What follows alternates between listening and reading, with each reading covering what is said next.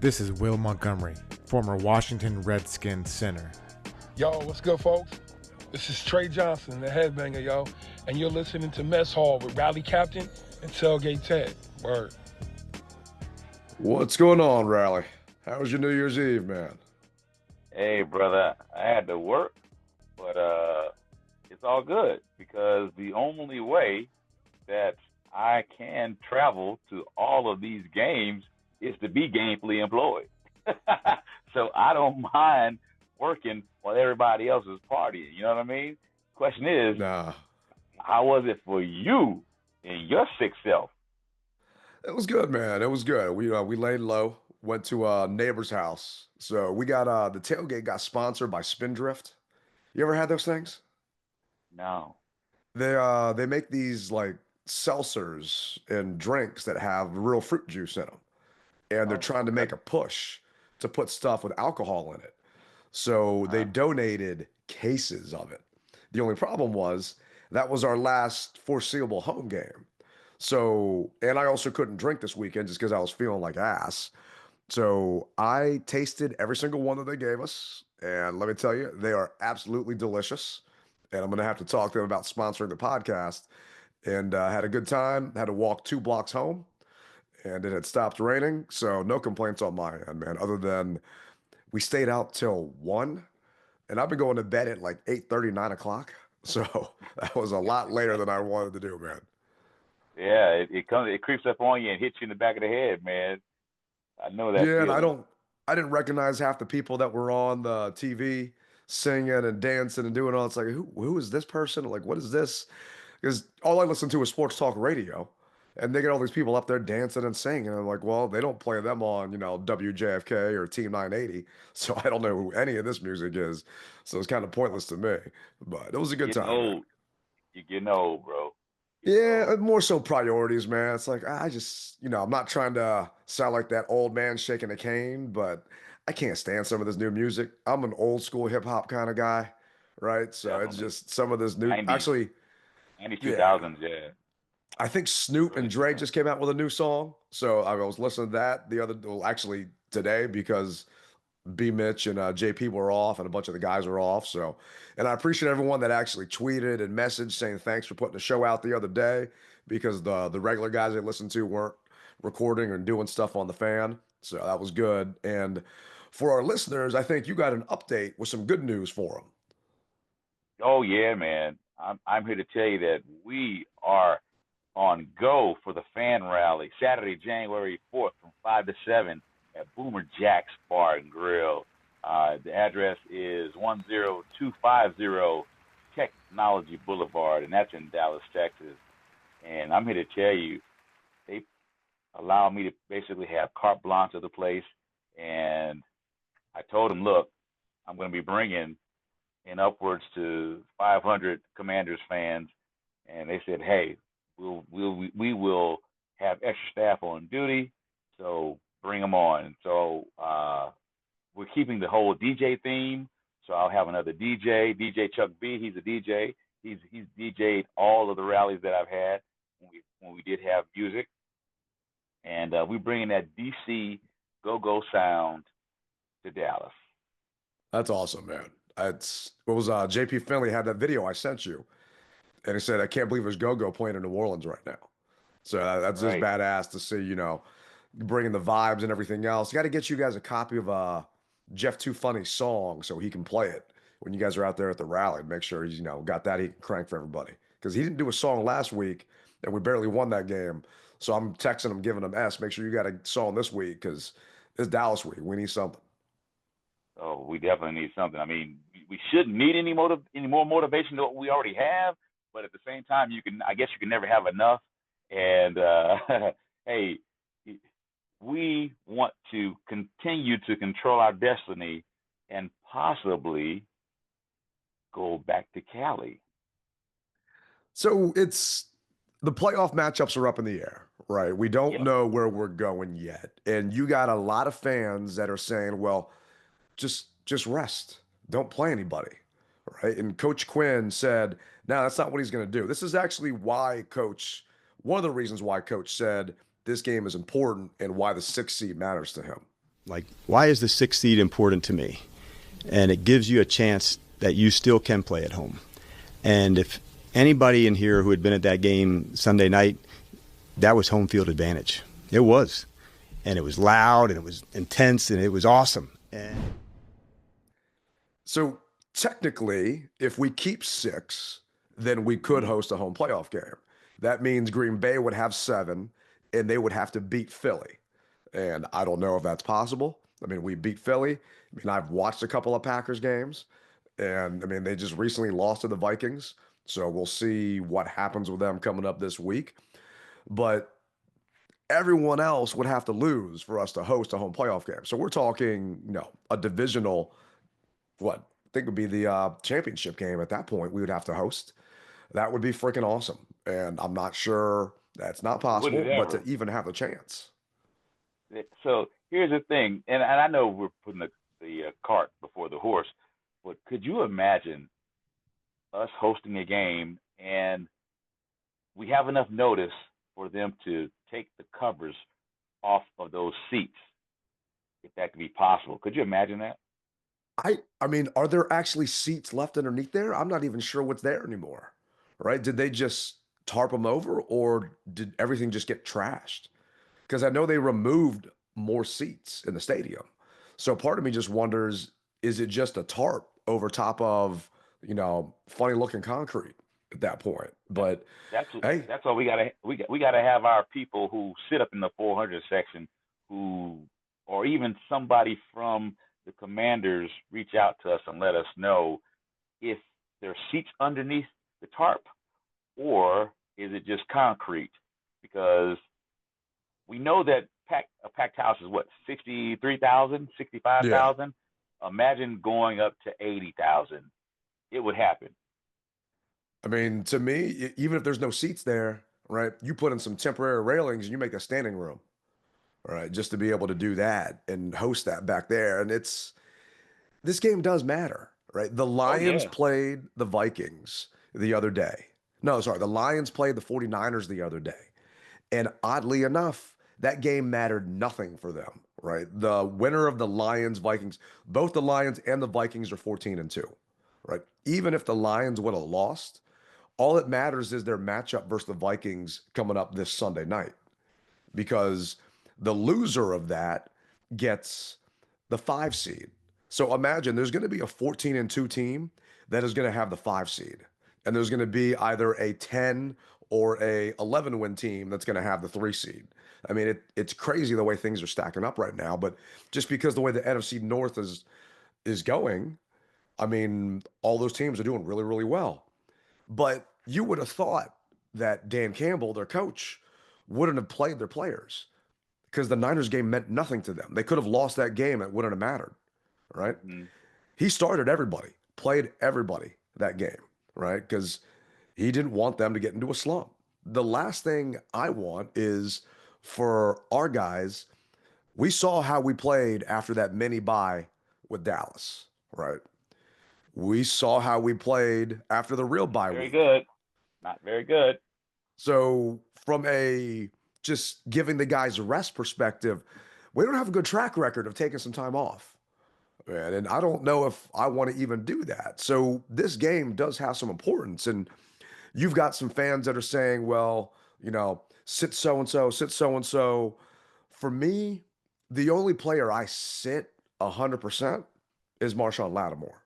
He doesn't do anything for me this game against Dallas. Like, CD's on IR, right? And yes, they still have other weapons and they can still beat us. But we need Lattimore healthy for the long stretch, assuming he can get healthy. And this is actually what DQ had to say with an injury update on Lattimore and, believe it or not, Austin Eckler. Still, you opened the window for Austin Eckler. We did. One, and then if you can just talk about what you may expect from him, and then also Marshawn Lattimore's, what you expect from him this week. Got it. Why don't we start with Austin? And it's great to have him back. We just got done our walkthrough not long ago, and he's had great workouts, all the speed of everything. But just to have him back on the field today was really cool. There's a like spring in his step for sure, and we'll go through the whole process today, Wednesdays, Thursdays, Fridays practice. but we're really pumped to have him back out in the field. And then with Marshawn, he will be one of the guys that will be doing some rehab on the side today, working some speed work because the team is going at a jog through into today. So that's where we're at with him. And yeah, like I said, we're ready to get rocking. So Lattimore, he concerns me. I mean, it's a hamstring, right? And we got to see what he could do for a game and a half, but we need him for this long stretch. So on top of that, looking at their injury report right now, there's a lot of DNPs. John Allen, DNP, rest. Tyler Biotis, DNP, ankle. De'Ami Brown, DNP, hammy. Crowder, rest. Zach Ertz, rest. Cleveland Farrell, knee, rest. Dante Fowler, rest. Cornelius Lucas, groin. Terry McLaurin, ankle, rest. Tyler Owens, ankle. Andrew Wiley, groin. And then limited was Jordan McGee with a hammy, and Austin Eckler was a full participant. The fact that Eckler was full is promising considering it's only Wednesday and it was a walkthrough. But I also don't know if I want Eckler coming back in against the Cowboys, right? And I would prefer he be 100% good for, whoever we play in the wild card round. But I don't think he's one of those guys that needs to knock rust off. I feel that he'd be fine regardless. The coaches know what they're doing. So we'll see what happens with him. Yeah, and I look at the guys who have a lot of DMPs as rest. We're just at that part of the season, man, to where if you got a little minor nick, hey, we don't need you to practice. Just go ahead and take care of that little nick because, as you said, bigger and better things are coming down our way. And what I foresee also for this Dallas game, yeah, you'll start everyone, but if we take a commanding lead, I see him switching guys out to get the guys who have less playing time, more playing time, to get them up to speed as well for real game time situations, because you never know at the toss of a coin when you can go from that guy sucking water to starting. You know what I mean? Yeah. Yeah. I mean, they got some things to clean up, right? It's that Falcons game wasn't perfect. They didn't play, we haven't played 4 quarters of football except that Titans game, right? And we're about to head into the playoffs. It's a different beast once you actually get in there. There's some things that they got to fix, right? And I mean, I'm curious, what do you want to see? What do you think we need to kind of tune up before we actually get to the next round? And it's hard to not talk about what's coming up just because it's here, but I feel that this Cowboys game, yes, it means something. The fact that I don't want Dallas to sweep us, number one. Number two, I want payback from that ass whooping we got last time. And number three, it means we keep the 6th seed, right? Yes, the Packers could lose and we could lose and we still keep it, but we control our destiny. I don't want to have to wish someone else loses. Hope is not a strategy. Right. So what do you No. want to see them clean up this week heading into Dallas or at Dallas? I want to see a little bit better play from our back end.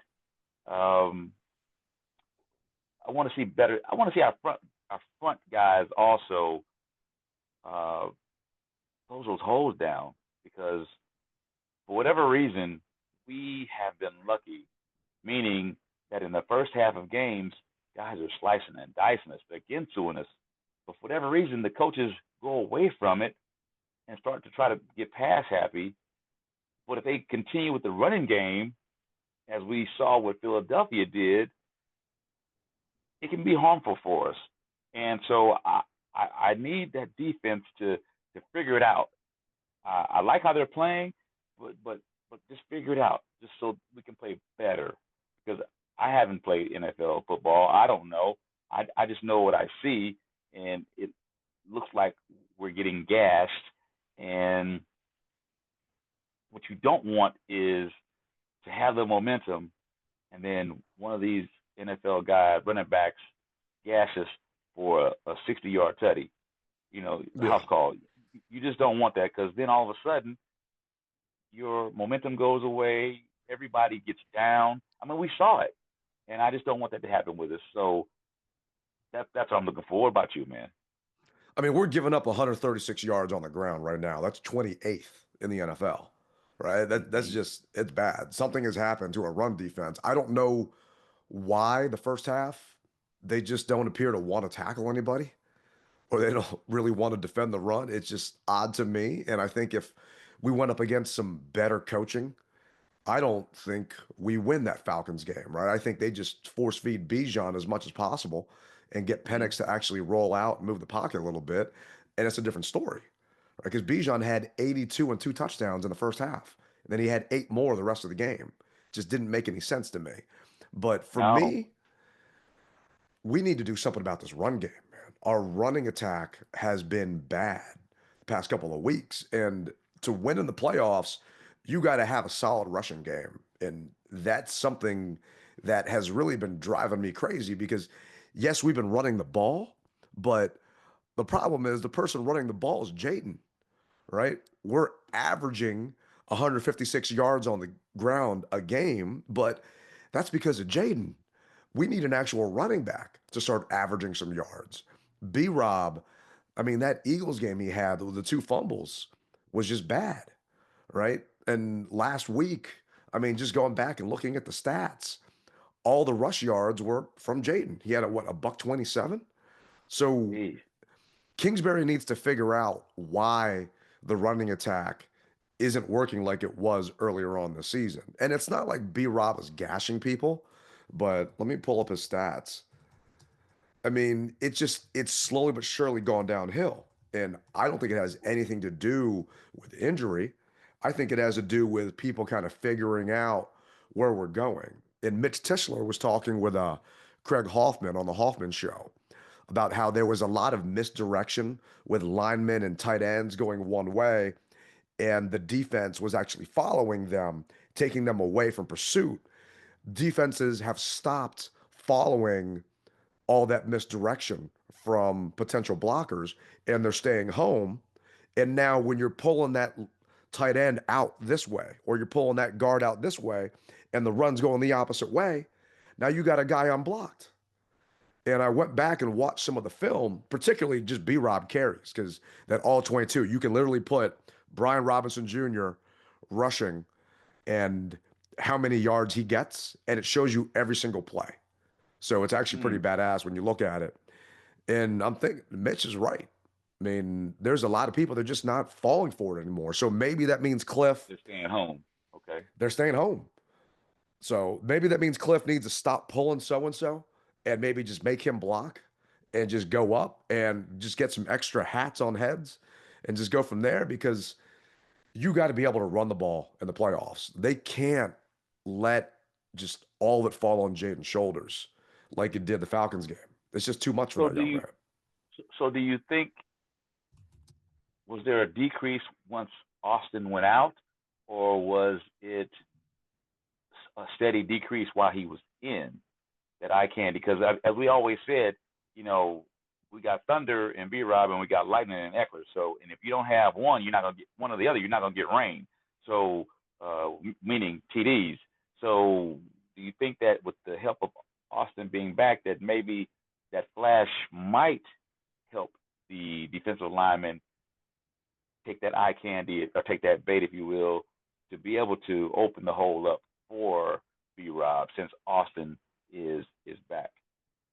I think part of it has to do with that. I think, you know, Jeremy McNichols, he's a good back, but he's not Austin Eckler. Let's be real, right? And not having the threat of Eckler being able to take it to the house every time, you know, you're playing different, right? You're stacking the box, you're doing other stuff. So it's part of that. And it's also, I think, you know, there's more film on Kingsbury's run plays. There's more film on his pass plays, right? The defenses would rather get beat. So they get beat one way versus the other way. So it's just a matter of trying to still come up with some more trickeration, if you will. I mean, we ran a wildcat last game. Did you see that? I know it might have been tough from where you were in the stands, but they actually ran a wildcat play to B-Rob. This Cowboys game gives them a chance to, you know, work on a couple more things, but that's my thought. This is actually what Jaden had to say about what he thinks they should focus on and what they need to clean up. Hey, Jaden, Coach talked a lot about playing that complementary football and how all three phases of the game haven't yet looked perfect. From your offensive perspective, what do you want to see cleaned up this week in Dallas? Just the little things, the execution, the attention to details. Obviously, we got to clean up the turnovers, even though I had one last week. So this past couple weeks, we've been kind of sloppy with the football. So clean up that stuff too. Other thing I need them to do is these penalties, man. I mean, we are 20th right now in the league in penalties. We're averaging 6.6 a game. And yes, some of them were BS, but some of these calls, we're shooting ourselves in the foot, right? Mhm. And you can't do that when you're going up against a superior opponent, right? And whether people want to believe it or not, like the Eagles are a superior opponent, right? Just looking at the record and what they got going on, but that doesn't mean we can't beat them. We already showed we can do that. I just want to do it when they're healthy, so you don't have all those damn Eagles fans complaining that, oh, you beat us without Jaden, right? Well, you beat us with, freaking Heineke, Carson Wentz, like all these bum-ass quarterbacks over the years. So, I don't want to hear that crap excuse, but we can't be going up against our opponent and ourselves at the same time, if that makes sense. And the referees. You Yeah. just can't do it. Yeah, you No. just can't do it. You'll lose every time, or the game will be closer than what it needs to be, and we have seen it in the past several games. Without those penalties, who knows where we could have been score-wise or drive-wise, rather. So we can't continue to do it to ourselves. And people always say we're your worst enemy. So it looks like that's coming to fruition. I mean, if you go back and think about the game this past Sunday, remember we were offsides on the field goal, and they made the field goal, and they took the points off the board, and they ended up going down the field and scoring a touchdown, right? If they don't actually go down the field and get those 4 extra points, and the game still plays out the way it plays, then we don't go to overtime. We're winning that game easier, right? It's just stupid stuff like that, you're going in, the odds of you blocking a field goal, are kind of slim, right? But then to line up offsides and it's 4th and 4, and to have them get another shot at scoring and putting points up, there's no excuse for something like that. And this is actually DQ talking about how he tries to teach the players to cut down on some of these mistakes. When you look at the penalties from this past Sunday night, how do you determine what are the teachable moment penalties and those where you're like, okay, I need to follow up? I really did. Since our break, we had one game that we thought from a penalty standpoint was good and 2 that weren't. Talking about New Orleans, no. Philadelphia, yes. Atlanta, no. So if you're following the pattern, we're going to be – no, I'm just kidding. The part that you want to find, and that's what we do, Don, is to say like – so, for instance, we showed the one with Mikey aligning offsides. And as the center moved the ball, he crept up more. I said, no, like you get set before he – and those are ones like teachable, easy. Is Mike going to learn from that? Yes. One in the end zone of saying not looking back on a ball. That's a teaching one, for a PI. The ones there's one on Sam where we said, okay, your hands inside, don't knock them down, hold them up. So there were some teaching ones. If it's one that I thought, that could have gone either way, I don't teach off of that because I don't want to say the next game that won't be it. So I'd rather, this is what you saw, I get it. And so it's the ones that are clear to me, this is why they called it. And then I would ask the player, are you clear on what to do? Because it's one thing for me to teach it, but it's much more valuable for them to say, yeah, Dan, I know what I did. I put my hand, I got it up on his face mask. Then usually I ask them right on the sideline, do you know what happened?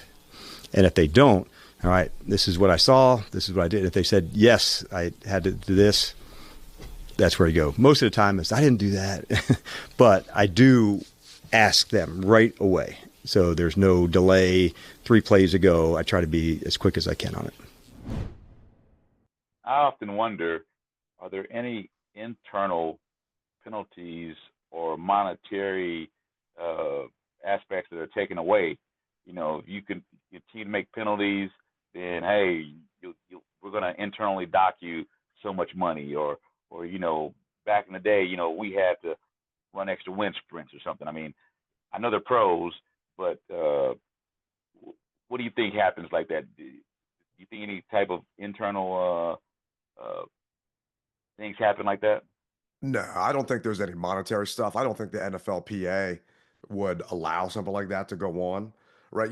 They used to have a Bounty Gate with Greg Williams, right, where they're Yeah. paying people under the table, stuff like that. I don't think that you're going to see any of that, but I do think that this coaching staff will bench your ass. They'll sit you. Mm-hmm. They'll put someone else in. I mean, they're not afraid and not shy to sit someone down regardless of how much money they're making or where they were drafted or what's going on. If you're not cutting it, they'll just take your ass out because it's about competition and you're hurting the team. And they're not going to put someone else in there that's going to hurt the team. So I just hope that we get better officiating crews in the playoffs. You got to think you're going to have the better crews just because it is the playoffs, right? And that the dumb ones, right? The not turning around and getting PI, stuff like that, the lining up off sides, those are the ones that are just killer, right? And if Michael Davis is out there or St. Juice is out there, I'm just hoping, it's just I kind of want to see them maybe at practice, right? Tie their hands behind their back and see what they can do, right? Just because they're getting so freaking handsy anyway. And you know how Jordan would always get calls, right? Just because he's Jordan. I feel like BSJ is getting called just because he is BSJ at this point, right? He's out there, okay, he's going to get flagged, right? And I remember listening to Sonny and Sam on the radio broadcast back in the day, and Sonny would talk, and a lot of the time it was when Cousins was in, and he would say, oh, all right, they got a new DB in here. All right, this guy just came in, the other guy's out, the starter's out, pick on that guy. And Kirk would do it, right? If I am a opposing offensive coordinator and I'm seeing Benjamin St. Juice come in, I'm saying, okay, look to see where he's lining up and go at that guy and see what's going on. Because, I mean, that's the reason why they didn't let Forbes touch the field, because every time he was on the field, teams ran towards his side. So you just need these guys to step up and play better sound ball. That way they're not defeating themselves. And if it means getting some more reps against Dallas in a game that does mean something, then so be it. Well, I think that I have seen where players or quarterbacks have tapped their helmet and pointed to 25s in the game, and shortly after they go after them. There's a pass coming his way or a double move going his way. I do believe I've seen that. I don't want to be wrong, but I think that I've seen it. And so I'm sure you have, man. It's about matchups, right? Yeah. It's who's lined up on who. The reason why they do motion is to see what the defense is doing ahead of time, right? Are they playing man? Are they playing zone? What are they doing? What's happening, right? And it's all about matchups. All right, is a linebacker now going to be on Austin Eckler? Is it going to be a safety? If it's a linebacker, Eckler's going to be able to beat him to the corner. So, shoot, I don't blame them. And we don't have 11 studs on defense. We just got a couple of studs on defense. So if the guys that aren't the studs can actually just play sound ball, then I'm not as worried about it. Because yes, we're 4.5-point favorites, and yes, Dallas is 7-9, but they're still going to play us tough, right? Dallas would love if they beat us and then send us to Philly in the wild card round, and that's something that I just don't want to have to do with. Not only that, but bring the broom out on us. I mean, we may have had a losing season, but we beat your ass twice. So that's all the bragging rights they need. Yeah, I mean, I don't know I think the fans care about that more than the players, but these guys, they're also getting paid. There's incentives going around right now, right? There was a tweet talking about like specifically incentives. Geno Smith, his incentive. So the Rams play the Seahawks in Seattle. The game means nothing. The Rams are supposed to start. Who the hell is this guy? The Rams are reportedly starting. Can't think of the guy's name. Let me see if I can find it real quick. Jimmy Garoppolo expected to play as Rams starters are resting before the playoffs. The Rams don't seem to care if they go from the 3 seed to the 4 seed. So they're not really starting their guys. So to me, The 4 seed plays the 5 seed. That means you're either going to get the Vikings or you're going to get the Lions. Both of those teams got 14 wins. Both of those teams are tough ass outs. So I would care who the hell I'm going to play if I'm the 3 seed or the 4 seed, but the Rams aren't. Geno he needs 186 passing yards for a $2 million bonus. Oh, wow. The Seahawks win, and he earns another $2 million. So, I mean, that's $4 million right there in incentives for Geno if they actually pull that game out. So if the Seahawks end up beating the Rams and the Bucks beat the Saints down New Orleans, actually it's going to be in Tampa, then the Bucks move up to the 3. That means we're going to Tampa and we go from there. I mean, I know it's Dallas week, but I'd rather talk about it now because we'll know come, next show who we're playing. Do you care who we go up against? And if you do, who do you have a preference? Just specifically from a game perspective, not even like a logistic SB events. And for those of you watching and listening, Rally is going to have packages for everybody. And he'll talk about that later. But who would you rather see us go up against? I guess the Rams right now, because they don't scare me. Not to say that they aren't a good team, but they don't scare me like Tampa Bay. And Tampa Bay doesn't really scare me either, but I'd say that I just feel that the easier opponent will be the Rams, just because of everything that's going on in their camp. Right now, Baker Mayfield is hooking up with Evans like nobody's business, and they've turned their ball club around. I do believe that we could beat Tampa Bay as well, and truthfully, if Tampa Bay instead of our third game versus our first game, I think we would have beat them. But it was the first game. A lot of guys there was no cohesiveness just yet. They hadn't gelled. So I think that if we had played Tampa our third or fourth game, we would have beat them. Now they're coming on strong, and it seems as though the Rams are kind of waffling, if you will. So I'd say the Rams first. What about you? I agree with you, man. But the Rams do scare me because it's Sean McVay, number one. McVay is like Kingsbury. He's a freaking offensive genius, right? And they've got Cooper Kupp and Puka Nacua, right? I mean, those are 2 stud wide receivers. I think the Bucks lost one of their other wide receivers. I know Evans came back, but the other receiver that torched us was gone. I think is it Godwin? I think he got hurt for the entire year. So Godwin, it's not as daunting. But looking at Baker's numbers, right? The past 4 games, Baker had 3 touchdowns against the Raiders, 4 touchdowns against the Chargers, 2 touchdowns against the Cowboys, and 5 touchdowns against Carolina, right? I mean, the guy has just been lights out. I mean, his QBR, right, his passer rating was 153. I think that's perfect, right? I mean, he has been unreal. But I agree with you, right? If we played Tampa later on in the season, right, it's a different ball game.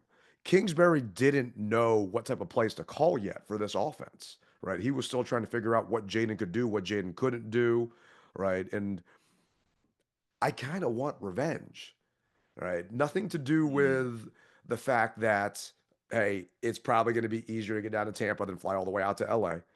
But I know a lot of people in Tampa. My family's down there. I kind of want revenge because of that first game. They beat us by 17 points, and we're a better team than that. So I also think it's just a better matchup going up against Tampa than going up against the Rams. So I'm hoping we get a chance to do that instead. And I know people are saying, we beat the Eagles once, we can beat them again.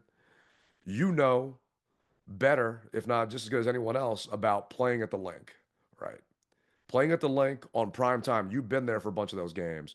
Playing at the link for a playoff game, I've been there for one, right? And it is another version of hate that comes out of those people. Yeah, yeah. And I don't You, want that in round one. yeah. And if you thought that we were loud on Sunday's game, double it with them. Yeah, easily. Because, I mean, And it's not going to be as easy to infiltrate going up there. Their fans aren't really going to be selling those tickets. Maybe no, they'll sell them just because but they'll jack them up because they're saving money for the later rounds. I know that's what a lot of Caps fans would do in the first round of the playoffs. Like, all right, we're going to get out of this round no matter what. So let's just sell our tickets to the opposing fans, let them take over. I do think we would have a better showing in SoFi. SoFi doesn't seem to have a ton of fans. I feel that our fans would be able to take over SoFi because they get flooded by away team fans. So, and Tampa has always been, FedEx South. So who knows? But we're not going to have as many people going up to Philly just because partially, we've talked about it a ton. People are just scared, they right? are. They And are afraid of. They're just afraid of Philadelphia fans. And I, I have tried to tell them. You've tried to tell them. Hey, they're not bad. They're just buttholes, but they're not bad. They're not going to put their hands on you. But that's a whole other story to itself. yeah, I feel as though no matter how many times you say it, it's ingrained in their mind, and they just won't go. no, they won't. But that's fine. It is what it is. We're going to most likely have to play Philly one way or the other. I would rather Hmm. do it later on than our first game. And it's not because I'm scared that we wouldn't beat them round one, right? I just think it's a harder matchup because of everything they can do, because of Saquon, because of Jalen, because of AJ Brown, right? Because of those matchups.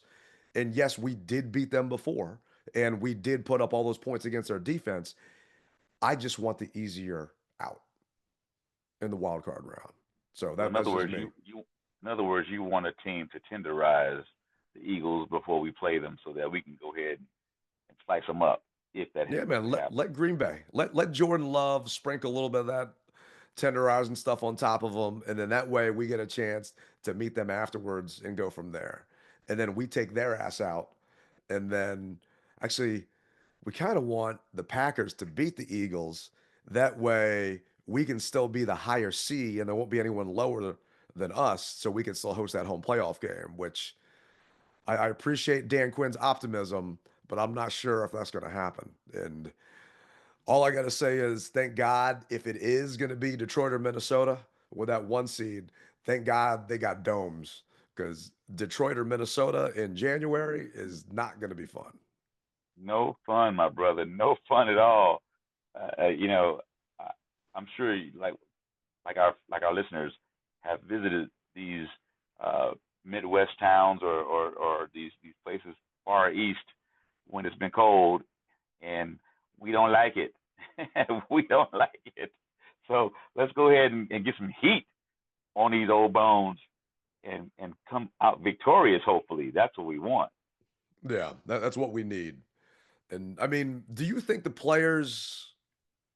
think they're going to phone it in this week, knowing that the game doesn't affect them? I mean, they're going to the playoffs no matter what, or do you think they're still buying in? I think they're buying in. I think for a lot of them, um, they haven't been here before. Some have, but there are a lot that haven't, and because they haven't, they want to be able to experience all of it. And the only way that you're going to be able to experience all of it is to go out and give it your all against Dallas, because now you get to hoop your reward. You get to get that cake that you worked so hard for. Get that ice cream and cake, rather, not just cake. You get to have it. Yeah, it's just 12 wins. That might happen a lot in other places. That doesn't happen a lot here, right? And No. Frankie Louvu came from the Panthers. He hasn't had 12 wins, right? Just some of these players, stuff like that doesn't happen. And people think that these things carry over to next season. For good teams, they do. But I remember losing to Seattle in the playoffs in Seattle, thinking we'll be back again.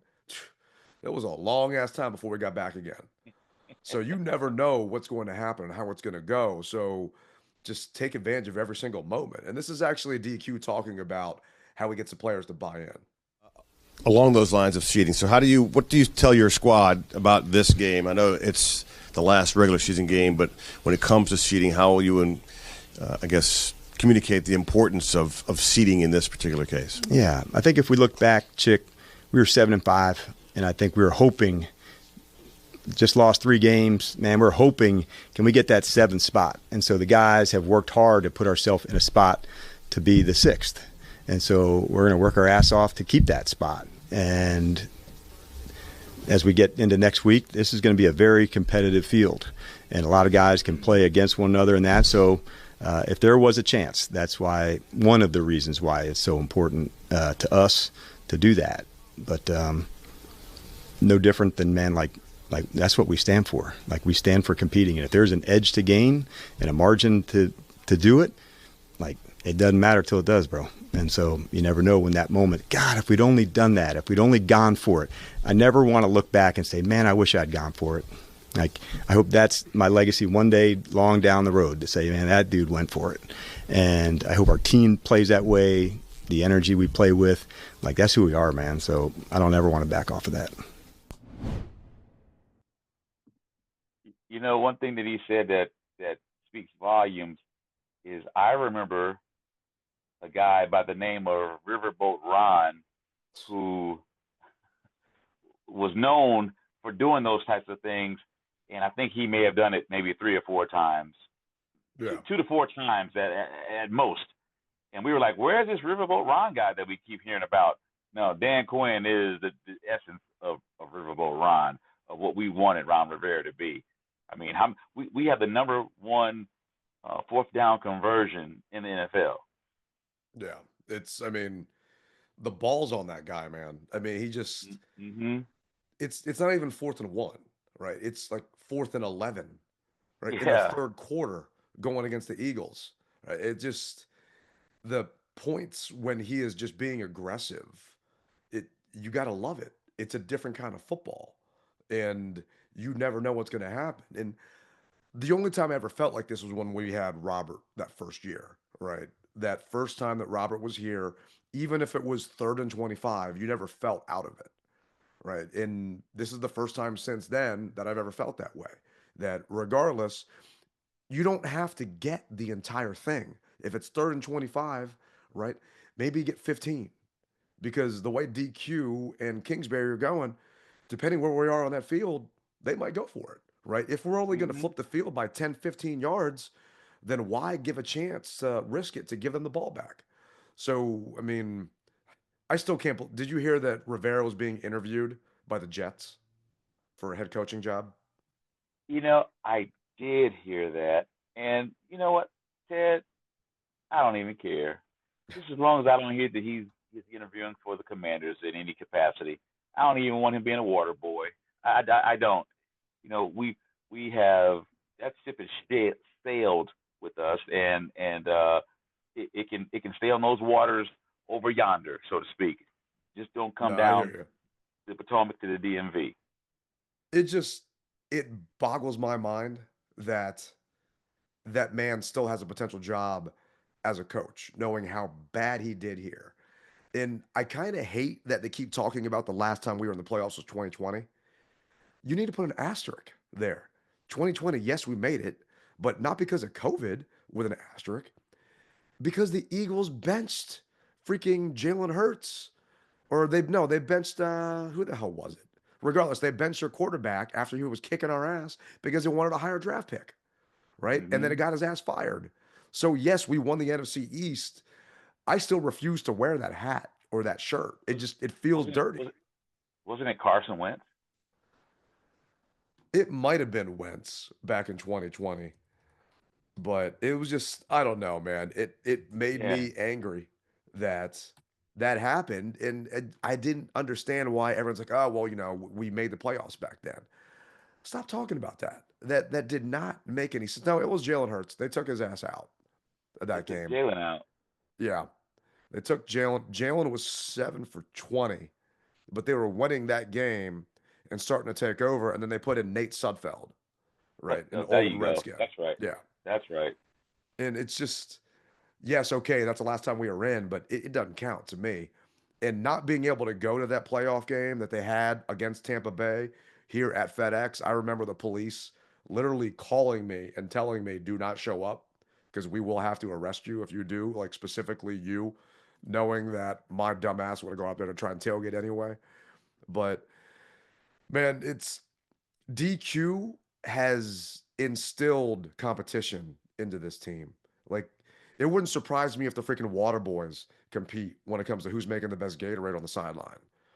Right. So I'm thinking they're going to give it their all on Sunday. I know they're going to give it their all. I'm jealous you're going to be out there watching it in person and hanging out with everyone at the rally. But for you, Commanders win if. What do we have to do to make sure we keep that 6? We have to score fast and often to let the sales out of Dallas so that they don't have anything to pay for anyway. But get up on them fast and quick, man, and that way take the wind out of their sails, and that way we can just sit back and kind of cruise and take Jaden out, put Mariota in. Even though I know you said you don't want to see Mariota play, but in this instance, let's get up early on them. Maybe give the guys some breathing room, so we can treat it like a preseason game, if you will.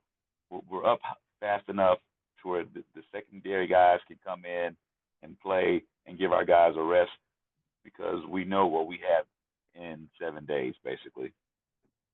Yeah, I got to FedEx. I got to Northwest at, I think it was maybe 1:15 or so on Sunday, just because I got to get there early and get everything taken care of.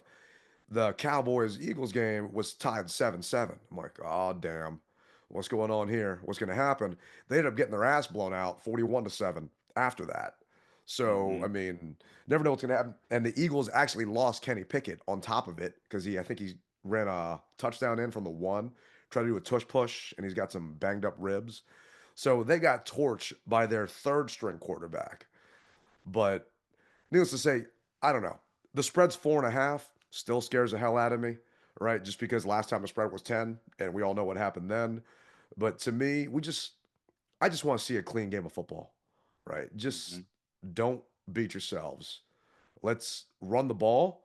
Don't run it with Jaden, right? I don't need him to turn to Superman this weekend, right? We need him to be healthy. Did you see there was a Commanders fan that was at the Wizards game, and Jaden was there walking out, and he was limping when he was walking out. He kind of had like a funky limp.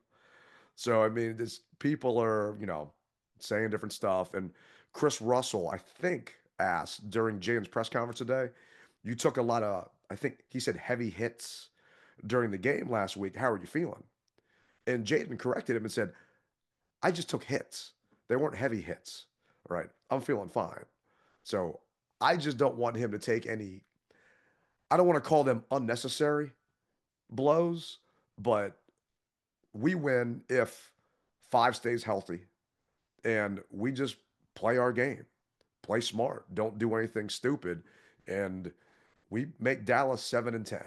And I would love to see that. And all those Cowboy fans that live in the DMV, y'all can just go crying back home because it ain't gonna be to Dallas because I know your asses ain't never been there. But what do you think happens, man? In all honesty, Ted, I think it's going to be a close one, just like how I thought that Atlanta would be a close one. I don't foresee us going into overtime, but I see it being less than a double-digit win. Yeah, I'm thinking we're gonna win. I'm thinking we're gonna get to 12. We keep the 6th seed. I think it's gonna be a little closer than we want it to be. I don't know if it's gonna be Mariota coming in and relieving Jaden because we're winning, but I think in the second half, maybe we will see 18 come in instead. And I hope that means it's just because they're giving the kid a break and we've got a lead, maybe not like a double-digit lead, but we got a lead and we'll just kind of go from there. But I can't wait, man. Oh, yeah. I can't wait. And so let me ask you this. So the clock strikes 0 in Dallas. We win. How soon will we know exactly who we play with the other teams, how things can shake out? So that's a good question. Let me see the schedule for Week 18. Right. Let's see. We play at 1 o'clock. Mm-hmm. The Bucks also play at 1 o'clock. So the problem is the Rams being West Coast. Let's see. Seahawks, Rams. Where is it? Seahawks. Why don't I see I it? don't know why I thought everybody played at the same time. They should play at the same time, the ones that matter. But since it's not for a division, it doesn't really affect that. It's for seeding. Oh, they play at 4:25. Yeah, because there's no way they play at 1 because they're playing on the West Coast. West So Coast. technically, we won't know until the night till 7 something after that game. So, All right. Well, but all I can we'll at tell least you know is, the Bucks winner. oh, yeah, all I can tell you is when it happens, you will see the trip wherever we're going to go. There you go. Well, make sure you guys are following Rally at Rally Captain at Tailgate Ted. He's going to have all the details for wherever we're going, and those things are going to go like hotcakes. So make sure you jump on that quick. Definitely are. Go ahead and ask for an increase on your credit card. Just go ahead and do it right now. You're scaring people, man. You're scaring people. I shouldn't be scared of it. This is facts, not fiction. Come on. No, I hear you, man. It's gonna be. We haven't been in the playoffs in so long, so I don't think people realize, how crazy it's going to possibly be, and we're not going to be the home team, so it's going to be a little more difficult to get that. So people are trying to piecemeal it themselves. It definitely ain't going to be the same, but regardless, I hope to see you guys on the road. I'm going to miss seeing y'all in Dallas, but I hope to see you guys on the road wherever the hell we go, regardless. And if it is Philly, I'm going to need some backup with me too. So, should be a good time. There will be a bus going to Philly, so you'll be able to be amongst friends. So don't even worry yourself about that. The main thing is have everybody share the flyer for the Dallas rally. Even if you are not going, just share it. It's free to share because you never know, your friend may just be going who's looking for some place to meet up with fans. So you may not go, but your friend may. Share it. Tell friends. They can tell some friends. That's at Boomer Jack's Bar and Grill, once again, Saturday, January 4th from 5 to 7 p.m., 10250 Technology Boulevard. We're going to have a Santana Moss Cowboy Killer jersey raffle. All proceeds go to the Red Cross once again. And the tickets are 1 for $5, 6 for $20. Goes for a good cause. The music's playing in the background. This is going to lead us out for this regular edition of the DMV Mess Hall. I can't wait to see everybody in Dallas and beyond. Remember, you rep it hard, but you don't rep it at all. Rally Captain, Tailgate Ted. See you in Dallas.